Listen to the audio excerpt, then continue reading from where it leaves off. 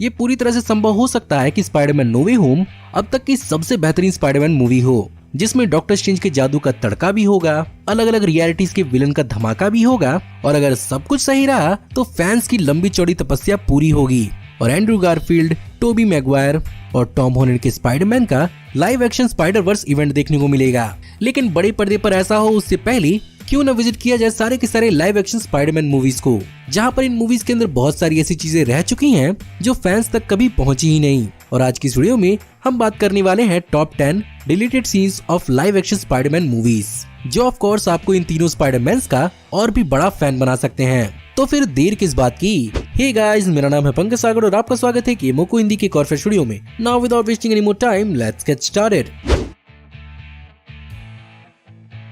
Sam Raimi की Spiderman 1 के अंदर विलियम डेफो के नॉर्मन ऑसबॉर्न का ग्रीन गॉब्लिन आज तक हमें चिल्स देता है। यही रीजन है कि इस कैरेक्टर को दोबारा स्पाइडरमैन नो वे होम के अंदर रिवाइव किया जा रहा है। लेकिन sadly the amazing Spiderman reboot के अंदर ये कैरेक्टर हमें ना के बराबर दिखा, जहां पर हमें ऑफ कोर्स डेन डिहान के हैरी ऑसबॉर्न का ग्रीन गॉब्लिन देखने को मिला, लेकिन नॉर्मन ऑसबॉर्न के कैरेक्टर को बहुत छोटा रखा गया। इस कैरेक्टर के दोबारा दिखने के चांस बन रहे थे, जहां पर हमें द अमेजिंग स्पाइडरमैन 2 के क्लाइमेक्स के अंदर हमें आने वाले सिनिस्टर 6 के साथ साथ ग्रीन गॉब्लिन सीनियर का एक हॉरिफाइंग टीज भी मिलता, जिसमें दिखाया जाता कि नॉर्मन ऑसबॉर्न का सर ऑस्कॉर्प की एक फैसिलिटी में क्रायोजेनिकली फ्रोजन है। लेकिन ऑफ कोर्स जब पूरी की पूरी फ्रेंचाइजी ही रिबूट हो गई तो इस प्लान को भी कैंसिल कर दिया गया। वेल टू बी ऑनेस्ट, जो ग्रीन गॉब्लिन सीनियर हमें स्पाइडरमैन 1 मूवी में देखने को मिला था, डेन डिहान का ग्रीन गॉब्लिन मुझे बहुत अंडरवेलमिंग लगा था, और शायद सोनी अपनी इसी गलती को समझते हुए ग्रीन गॉब्लिन के कैरेक्टर को एक नए तरीके से दिखाने वाला था।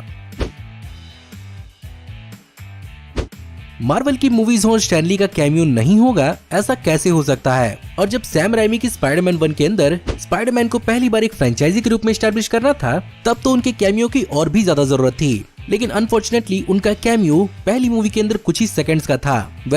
आप में से बहुत कम लोग को ये बात मालूम होगी कि ये कैमियो बेसिकली एक बड़े कैमियो का एक बहुत ही छोटा सा हिस्सा था, जहां पर ओरिजिनली हमें स्टैनली बेसिकली एक शॉप वेंडर के रूप में दिखते, जहां पर वो सनग्लासेस बेचते और क्लेम करते कि ये एक्स-मैन के सनग्लासेस की तरह हैं। ऑफ कोर्स ये चीज बेसिकली एक ईस्टर एग होने वाला था उस समय 20th सेंचुरी फॉक्स की एक्स-मैन फ्रेंचाइजी का। लेकिन ऑफ कोर्स यहाँ पर लाइसेंसिंग के चलते इस सीन को छोटा करके सिर्फ और सिर्फ स्टैनली को 2 बच्चों की जान बचाते हुए दिखाया गया है।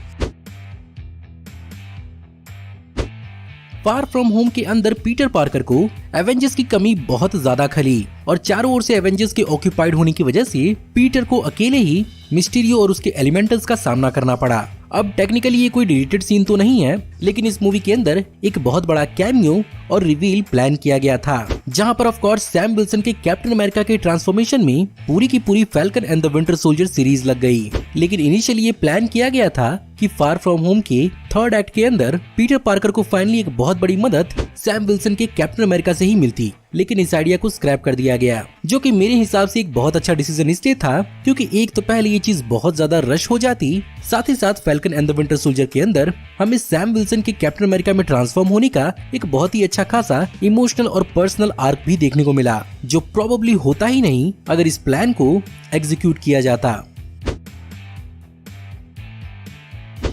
फार फ्रॉम होम मूवी के अंदर हमने पीटर पार्कर को एलिमेंटल जैसे बड़े बड़े थ्रेट से निपटते हुए देखा। ऑफ कोर्स ये मिस्टीरियो का बिछाया हुआ जाल ही था, लेकिन पीटर अपनी बहादुरी दिखाने से कहीं भी पीछे नहीं हटा, और उसकी बहादुरी हमें और भी ज्यादा देखने को मिलती जब वो मूवी के अंदर मैनफ्रेदी क्राइम फैमिली से निपटते हुए दिखता, जिस सीन को फार फ्रॉम होम के ट्रेलर्स के अंदर भी इंक्लूड किया गया था। लेकिन ये ओवरऑल मूवी पर एक बहुत बड़ा असर नहीं डाल रहे थे, जिसके कारण इस सीन को हटा दिया गया। फार फ्रॉम होम से पहले तो होम कमिंग ही आई थी, और इस मूवी में भी कई सारी सीन्स हैं जिन्हें काटा तो गया है, लेकिन एक बहुत ही बेहतरीन चंक ऑफ फुटेज था जिसे काटा गया है, जिसमें स्पाइडरमैन के पर्सनल ब्लॉग में से कई सारे हिस्सों को काटा गया था। जिसमें एक सीन के अंदर पीटर जर्मनी की ट्रिप के दौरान एक पार्टी में स्पाइडरमैन सूट के साथ पहुंचता है। ऐसे में वो इस कॉस्ट्यूम में कुछ लड़कियों को हवा की ट्रिप भी लगवाता है, और इसी चक्कर में न्यूज में भी आ जाता है, और फाइनली हैप्पी द्वारा पकड़े जाता है। वेल ऑफ कोर्स ये एक्स्ट्रा बहुत ज्यादा फनी तो था, लेकिन मूवी के रन टाइम को इंक्रीज कर रहा था, जिसके कारण इस सीन को काट दिया गया। कॉमिक बुक्स, मूवीज और टीवी शोज के अंदर स्पाइडरमैन को लेकर एक चीज बहुत ही कॉमन रही है, और वो ये कि उसे उसके अंकल बेन और आंट मे ने ही पाल पोस कर बड़ा किया होता है और अंकल बेन के जाने के बाद से ही उसे स्पाइडरमैन बनने का इंस्पिरेशन मिलता है। अमेजिंग स्पाइडरमैन मूवी के अंदर हमें ये चीज देखने को मिली तो थी, लेकिन इस मूवी के अंदर एक और ही अलग ट्विस्ट भी देखने को मिलने वाला था, जहाँ पर हमें मूवी के क्लाइमेक्स के अल्टरनेट सीन के अंदर एक्चुअली पीटर पार्कर का पिता रिचर्ड पार्कर भी दिखने वाला था, जो अंत में उससे ग्वेन स्टेसी के ग्रेव पर मिलता। तो क्या इसका मतलब ये है कि द अमेजिंग स्पाइडरमैन यूनिवर्स के अंदर पीटर पार्कर के दोनों बायोलॉजिकल माता और पिता जिंदा हैं? और अगर ऐसा है तो क्या ये चीज मार्वल सिनेमैटिक यूनिवर्स में भी पॉसिबल है? होपफुली हमें इसका आगे आंसर देखने को जरूर मिलेगा। फिलहाल तो एडी ब्रॉक का वेनम सोनी के लिए एक बहुत ही हॉट प्रॉपर्टी बन चुका है, लेकिन आप में से बहुतों को ये लगता होगा कि इसकी शुरुआत स्पाइडरमैन 3 में हुई थी, जो गलत नहीं है। लेकिन सच तो ये है कि इसकी ऑफिशियल शुरुआत 2002 की सैम राइमी की पहली स्पाइडरमैन मूवी में ही होने वाला था, जहां पर हमें एक्चुअली टोफर ग्रेस के एडी ब्रॉक के बजाय आरसी एवरबैक का एडी ब्रॉक पहली सैम राइमी की स्पाइडरमैन मूवी में ही दिखने वाला था, जहां पर हमें उसका सीन डेली ब्यूगल के अंदर JK Simmons, Tobey Maguire, Bill Nunn और एलिजाबेथ बैंक के साथ भी दिखता। लेकिन उस दौरान इस कैरेक्टर को ही इस मूवी से कट कर दिया गया और स्पाइडरमैन 3 में टोफर ग्रेस के एडी ब्रॉक को कास्ट किया गया। वैसे तो हमने स्पाइडरमैन को बहुत सारे दुख में देखा है, पर द अमेजिंग स्पाइडरमैन का ये दुख फैंस को बहुत ज्यादा फील हुआ, जहां पर पीटर पार्कर की डेस्परेट कोशिश के बावजूद भी एमा स्टोन की ग्वेन स्टेसी का एक बहुत ही दर्दनाक एंड हुआ। खैर, इतने बड़े लॉस के बावजूद भी इसी मूवी के अंदर हमें पीटर मूव ऑन करते हुए भी दिखता और हमें इसी मूवी के अंदर उसकी एक और लवर यानी एमजे भी एक्ट्रेस सैलीन वुडली के रूप में दिखती, जहां पर उनके सीन्स को शूट भी किया गया था और उनके पोस्टर्स भी बनाए गए थे। लेकिन ऑफ कोर्स कहानी के हिसाब से ये चीज बहुत रश होती, जिसके कारण इस चीज को मूवी के अंदर कैंसिल ही कर दिया गया, जो कि मेरे हिसाब से बहुत सही था। स्पाइडरमैन की ओरिजिनल ट्रिलॉजी के अंदर हमने जे जोना जेमसन की स्पाइडरमैन को लेकर नफरत तो बहुत सारी देखी, लेकिन अगर इस सीन को इस मूवी के अंदर इंक्लूड किया गया होता तो ये सबको पता चल जाता कि जे जोना जेमसन एक्चुअली स्पाइडरमैन का एक फैन बॉय है, जो स्पाइडरमैन के कॉस्ट्यूम को पहनकर अपने फेवरेट हीरो को इनैक्ट भी करता है। लेकिन ऑफ कोर्स ये सीन जे जोना जेमसन के लिए भी थोड़ा ज्यादा गोफी हो रहा था, जिसके कारण इस सीन को कैंसिल कर दिया गया, जो मेरे हिसाब से इस मूवी के अंदर इंक्लूड जरूर करना चाहिए था।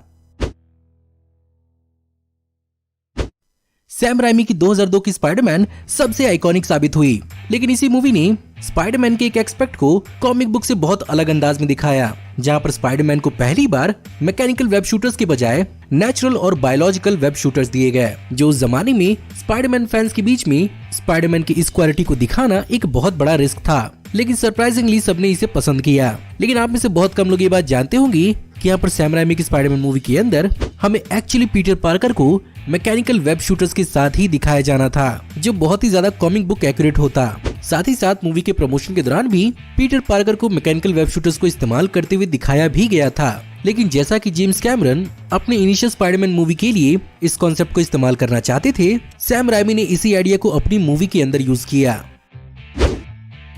सो गाइज, ये थे मेरे हिसाब से टॉप 10 सबसे बेहतरीन live action Spiderman movie deleted scenes. Of course मेरे लिए अपनी एक्साइटमेंट को स्पाइडरमैन नो वे होम के लिए कंटेन करना आप ही की तरह बहुत मुश्किल हो चुका है, और इसी एक्साइटमेंट को सेलिब्रेट करने के लिए मैंने इस वीडियो को आपके सामने प्रेजेंट किया है। आई होप आपको आज की वीडियो पसंद जरूर आई होगी, और अगर आपको आज की वीडियो पसंद आई हो तो इस वीडियो को लाइक जरूर करिएगा। साथ ही साथ मुझे कमेंट जरूर बताइएगा कि आप स्पाइडरमैन लाइव एक्शन मूवीज की और कौन कौन सी रिलेटेड सीन्स के बारे में जानते हैं। हमारी आने वाली ऐसी ही औसम वीडियोस को देखते रहने के लिए हमारे चैनल को सब्सक्राइब करिए, बेल वाले आइकन को दबाइए और हमारी वीडियोस को बिना मिस किए एंजॉय करते रहिए। और अगर आप चाहें तो इस वीडियो को लिंक को अपने दोस्तों ग्रुप्स के बीच में जितना हो सके उतना शेयर करें। Thank you for watching, see you next video, till then take care, good bye.